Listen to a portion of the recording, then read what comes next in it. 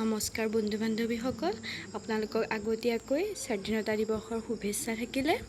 আৰু আজি মই আপোনালোকৰ মাজলৈ লৈ আহিছোঁ ভাৰতৰ স্বাধীনতা সংগ্ৰামত মহিলাসকলৰ ভূমিকা এখন ৰচনা। এতিয়া এটা ফাৰ্ষ্টতে দেখিছোঁ আৰম্ভণি। পৃথিৱীৰ সকলো জাতিৰ ইতিহাসত সভ্যতাৰ বিকাশত নাৰীয়ে গুৰুত্বপূৰ্ণ ভূমিকা লৈ আহিছে। 1947 চনৰ 15 আগষ্টৰ দিনা আমাৰ দেশ ভাৰতবৰ্ষই ব্ৰিটিছসকলৰ দাসত্ব ছিঙি স্বাধীনতা অৰ্জন কৰিছিল। স্বাধীনতাৰ যুগতো ভাৰতীয় মহিলাৰ ভূমিকা অতুলনীয়। স্বাধীনতা সংগ্ৰামত যুঁজ দিয়া মহিলাসকলৰ নাম সোণালী আখৰেৰে আমাৰ বুকুৰ মাজত জিলিকি আছে। এই মহিলাসকলে অশেষ দুখ কষ্ট, যন্ত্ৰণা আৰু ত্যাগ স্বীকাৰ কৰি জীৱনদান কৰি এই সংগ্ৰাম চলাই যোৱাৰ বাবে আজি আমি স্বাধীন দেশত বাস কৰিছোঁ। ভাৰতীয় এই মহিলাসকলৰ দুৰ্বাৰ সাহস, মনোবল আৰু গভীৰ দেশপ্ৰেমৰ আদৰ্শ অতুলনীয়।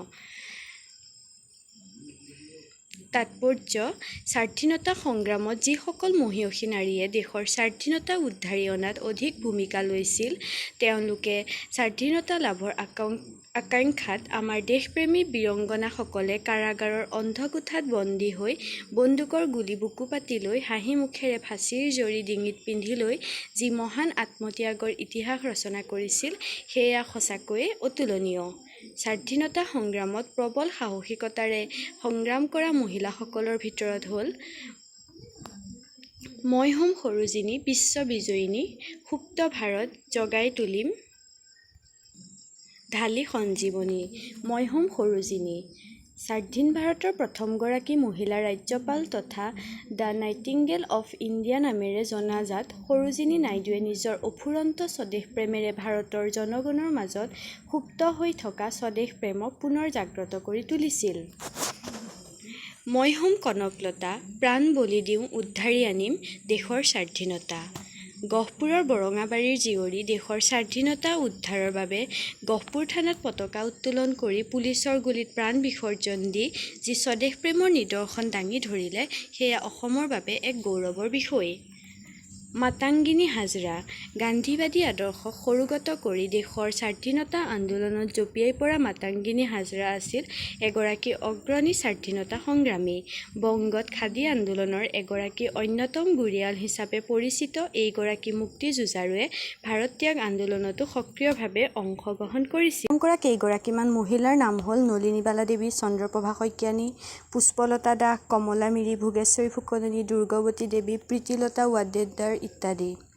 এই স্বাধীনতা যুঁজত শিলদল ভাঙি মহিলাসকলে যোগদান কৰিছিল। লগতে বিদেশী বস্ত্ৰ জ্বলাই স্বদেশী আন্দোলনৰ আদিতে মহিলাসকলে এক গুৰুত্বপূৰ্ণ ভূমিকা পালন কৰিছিল। গান্ধীজীয়ে কৈছিল, অবলা নাৰীক সবল কৰিব পাৰিলে অসহায় নাৰীক শক্তিশালী কৰিব পৰা যায়। মহাত্মা গান্ধীৰ দেশীয় যাত্ৰাৰ সময়ত অন্ধ্ৰপ্ৰদেশত মহিলাসকলে নিজৰ অলংকাৰ পৰ্যন্ত স্বাধীনতা আন্দোলনৰ পুঁজি সংগ্ৰহৰ বাবে দান কৰিছিল। সামৰণি: এইদৰে ভাৰতীয় মহিলাৰ অংশগ্ৰহণেৰে ভাৰতৰ স্বাধীনতা আন্দোলন সফল হোৱাত যথেষ্টখিনি অৰিহণা যোগাইছিল।